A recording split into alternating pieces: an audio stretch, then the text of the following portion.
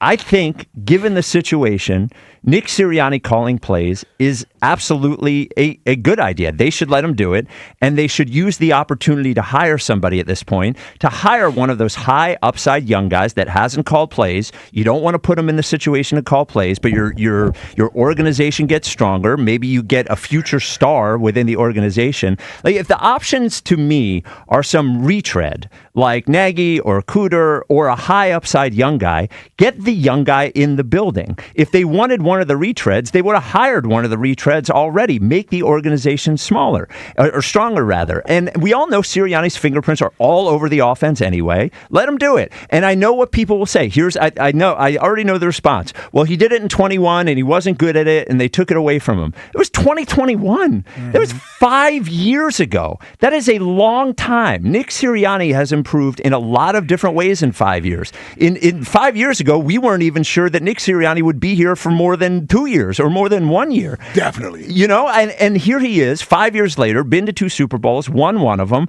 I think if we never got a chance as humans to try something again that we failed at in the first place, we would have a lot fewer successful people out here doing everything. Bill Belichick failed as a head coach, his first round as a head coach. I failed in that seat. You failed in this seat. And look, you may never get another shot, but I think Nick Sirianni should get a shot. And I think he has shown enough growth. And I think there is a lot of upside here, right? If it works, we have a head coach who is much more valuable. And we also have an organization that isn't going to have to look for an offensive coordinator every single year. Or if we do, we're not looking for a play caller every year. We don't have to go into every offseason with Nick Sirianni sitting up on the dais answering as to what he does or what he doesn't do, because we would know what he does or doesn't do. And I think the worst case scenario here is he can't do it, he fails, and we all think he's sort of on the hot seat anyway, and then they can go out and have a real search for a head coach / offensive coordinator if that's what they want.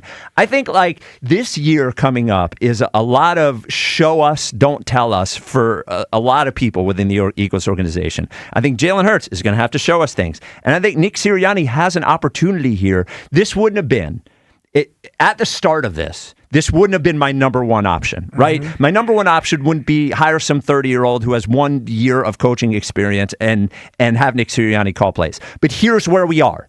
The good candidates, the best candidates are gone. Mike McDaniel's gone. Brian Dable's gone. Slowick doesn't want to come here. The kid in Chicago doesn't want to leave, doesn't want to come here. So let Nick Sirianni call the plays, hire the highest upside guy you get, and see how it goes, because I think it is the best possible scenario right now.